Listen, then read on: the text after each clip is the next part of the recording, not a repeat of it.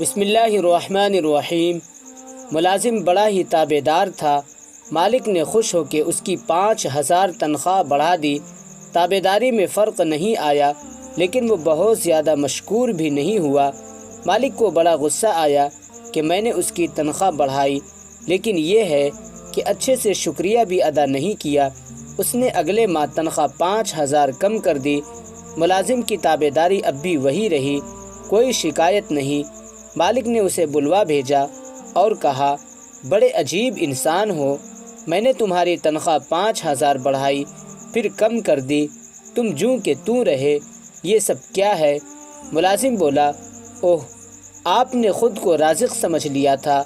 میرے یہاں بیٹا پیدا ہوا تو اس سے اگلے دن آپ نے تنخواہ 5,000 بڑھا دی۔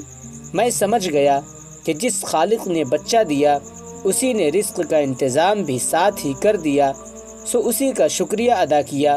پھر جس دن آپ نے تنخواہ کم کر دی، اسی دن میری والدہ وفات پا گئیں۔ میں نے جان لیا کہ وہ اپنا رزق اپنے ساتھ لے گئیں، سو تب بھی اللہ کا شکر ادا کر کے مطمئن رہا۔